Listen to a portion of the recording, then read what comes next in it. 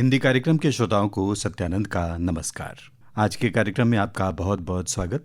श्रोताओं, नई शिक्षा नीति 2020 भारत सरकार द्वारा 29 जुलाई 2020 को घोषित की गई थी और इसका उद्देश्य 21वीं सदी की चुनौतियों का सामना करने और वैश्विक ज्ञान महाशक्ति के रूप में भारत की स्थिति को मजबूत करना है। नई शिक्षा नीति में उच्च शिक्षा के बारे में क्या व्यवस्थाएं हैं, इसके बारे में भी बहुत सी चर्चाएं की जाती हैं। तो आज के कार्यक्रम में हम आपको इसी विषय पर विषय विशेषज्ञ प्रोफेसर राजकुमार सिंह और डॉक्टर राजीव वर्मा से एक भेंट वार्ता सुनवा रहे हैं। नई शिक्षा नीति और उच्च शिक्षा।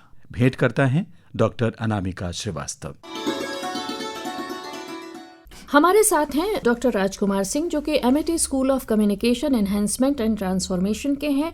ये बेसिकली स्टूडेंट्स को कम्युनिकेशन स्किल्स के लिए ट्रेन करता है। हमारे साथ हैं डॉक्टर राजीव वर्मा, जो कि डीन स्टूडेंट वेलफेयर हैं एमआईटी यूनिवर्सिटी के। आप दोनों लोग उच्च शिक्षा और स्टूडेंट के वेलफेयर दोनों से जुड़े हुए हैं। हम ये जानना चाहते हैं कि पुरानी शिक्षा नीति से जो परिवर्तन किया गया, उस परिवर्तन का उद्देश्य क्या था? पुरानी शिक्षा नीति और नई शिक्षा नीति एक ये निरंतर प्रयास सरकारों द्वारा किया जाता रहा है।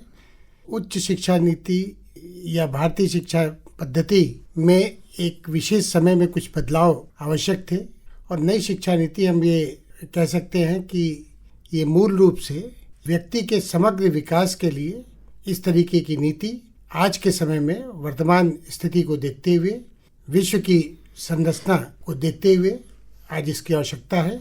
इसलिए शिक्षा नीति में मूल चूल परिवर्तन करते हुए नई शिक्षा नीति को 2020 में भारत में स्थापित किया। राजकुमार जी, ये जो परिवर्तन हुए, इससे जो हमारी यूनिवर्सिटीज हैं जो कि बहुत ही परंपरागत थीं, उन्होंने किस तरह से कोप अप किया और क्या ये नई शिक्षा नीति का जो परिवर्तन है ये यूनिवर्सिटी और स्टूडेंट्स दोनों को रास आ रहा है? नई शिक्षा नीति ने आमूल चूल परिवर्तन किए हैं। जो उसके मूल उद्देश्य थे, सबसे पहला उद्देश्य था गुणवत्तापूर्ण शिक्षा को सुनिश्चित करना, सभी छात्रों को उच्च गुणवत्ता वाली शिक्षा प्रदान करना और शिक्षा में समानता और समावेशिता लाना और साथ में समग्र और बहुआयामी विकास करना छात्रों का। और इन सभी क्षेत्रों में काफ़ी अच्छे सुधार दिखाई दे रहे हैं। हमारी शिक्षा व्यवस्था एक नई राह पर बढ़ रही है। जो परिवर्तन है, इनके दूरगामी परिणाम हमारे सामने आएंगे। ये राजीव जी, अब जो मल्टीपल एंट्री और मल्टीपल एग्जिट के जो एक व्यवस्था आई है, क्या पिछले 4-5 वर्षों में हमें उससे छात्रों का कोई फायदा होता दिखाई दे रहा है? निश्चित रूप से एक बहुत बड़ी संख्या है जो कि बीच में ही अपनी पढ़ाई को छोड़ देती थी, लेकिन इस नई शिक्षा नीति में ये व्यवस्था की गई है कि आवश्यकता अनुसार कोई इंटरमीडिएट के बाद ग्रेजुएशन में आ रहा है तो रिसर्च की ओर आ रहा है। जैसे ग्रेजुएशन अब नई शिक्षा नीति में 4 वर्ष का कर दिया गया। चौथा वर्ष पूरी तरीके से रिसर्च के लिए समर्पित है। 3 वर्षों के बाद चौथे वर्ष में वो रिसर्च पे पूरा फोकस करने के बाद जिस व्यक्ति का रुझान अगर रिसर्च की तरफ है तो निश्चित रूप से वो चौथे वर्ष में शोध कार्य को करते हुए वो सीधे पीएचडी कर सकता है। अब व्यक्ति के अलग अलग क्षेत्र होते हैं। कोई शोध कार्य में जाना चाहता है, कोई प्रशासनिक कार्यों में जाना चाहता है। तो इसके लिए भी वर्तमान सरकार ने नई शिक्षा नीति में व्यवस्था की है कि आपने जैसा अभी बताया कि मल्टीपल एंट्री और मल्टीपल एग्जिट है।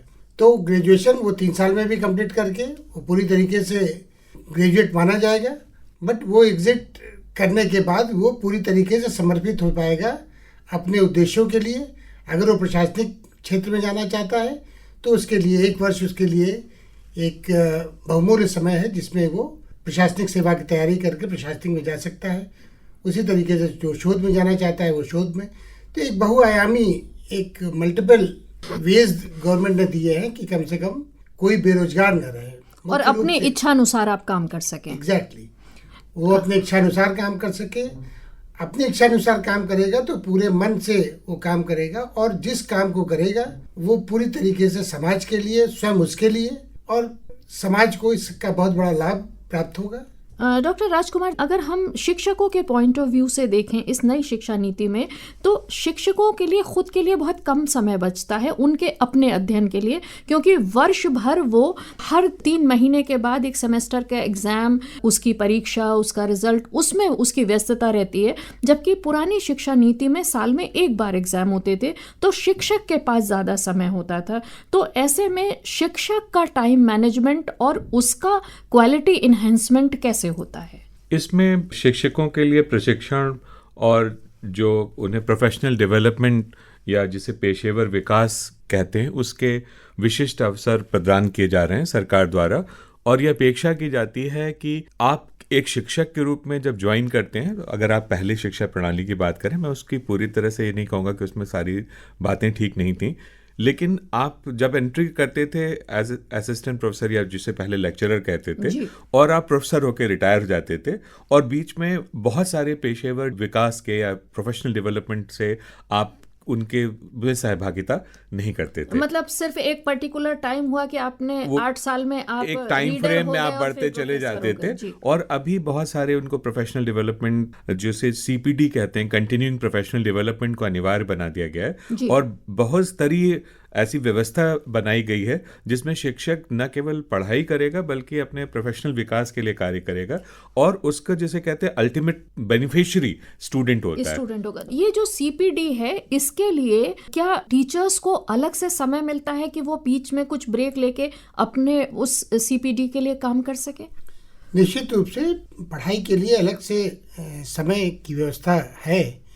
कोई भी यूनिवर्सिटी है, कोई कॉलेज है, वो अपने छात्रों के लिए, अपने टीचर्स के लिए, क्वालिटी इन्हांसमेंट के लिए समय समय पर उस तरीके के वर्कशॉप ऑर्गेनाइज करें, सेमिनार ऑर्गेनाइज करें, और शिक्षक जिस क्षेत्र में कार्य करना चाहते हैं वो पूरी सुविधाएं उनको प्रदान की जाती हैं।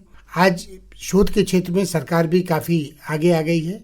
कोई ऐसा क्षेत्र नहीं है जहाँ पे एक निश्चित धनराशि सभी शिक्षकों को दी जाती है कि वो एक गुणवत्तापूर्ण शिक्षा लोगों को देने के लिए जिस प्रकार के भी शोध कार्य करना चाहें, चाहे वो साइंस टेक्नोलॉजी से संबंधित हो, चाहे वो ह्यूमैनिटीज से संबंधित हो, सभी क्षेत्रों में सरकार का पूरा सहयोग हर स्तर पे लोगों को देने का प्रयास किया गया है। आज छात्रों का सर्वांगीण विकास, वो सर्वांगीण विकास जब हम होलिस्टिक डेवलपमेंट की बात करते हैं तो वो 360 डिग्री के विकास की बातें करते हैं। डॉक्टर राजकुमार, ये बताइए कि जो NEP 2020 यानी 2020 का जो अगले 50 वर्षों का वो विजन क्या होगा? क्योंकि उच्च शिक्षा का जो प्रभाव है वो हमें तुरंत दिखाई नहीं पड़ता है, वो एक लॉन्ग टर्म अचीवमेंट की बात होती है। इसमें बहुत सारी चीज़ों को इंटीग्रेट करने की कोशिश की गई है। रेगुलर मॉनिटरिंग सिस्टम इस्टेब्लिश किए गए हैं। UGC लगातार इस बात को देख रहा है कि उच्च शिक्षा में सरकारी और गैर सरकारी संस्थान जो जुड़े हुए हैं वो उन मानकों का और खासकर NEP 2020 के प्रावधानों का अनुपालन करें। और जो बहुत समय से बात होती रही है एक एक्रेडिटेशन की, NAAC का सिस्टम है जिसमें कि लगातार यूनिवर्सिटीज़ और कॉलेजेस को रैंकिंग दी जाती है, और इस समय विश्व रैंकिंग भी देखी जा रही है। अभी हमारे विश्वविद्यालय इससे पहले 200वीं रैंकिंग तक पहुंच पाए थे, जो अभी कुछ IITs जो हैं वो 125-130 रैंकिंग में है।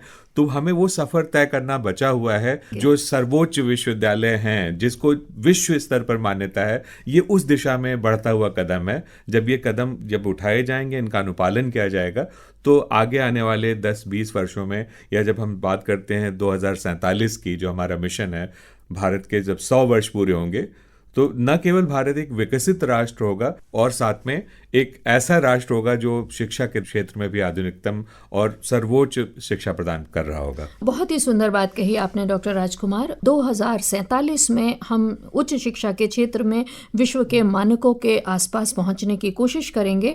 डॉक्टर राजीव वर्मा और डॉक्टर राजकुमार सिंह, आपने हमारे कार्यक्रम में प्रतिभागिता की, आपका धन्यवाद। नई शिक्षा नीति और उच्च शिक्षा, अभी आपने प्रोफेसर राजकुमार सिंह और डॉक्टर राजीव वर्मा से की गई ये भेंट वार्ता सुनी। आज के कार्यक्रम के बारे में अपने विचारों से हमें अवश्य अवगत कराइएगा। हमारा ईमेल ID है pkldlko@gmail.com। हिंदी कार्यक्रम की प्रस्तुतकर्ता डॉक्टर अनामिका श्रीवास्तव। आज के कार्यक्रम से अब दीजिए विदा। स्वीकार कीजिए सत्यानंद का नमस्कार।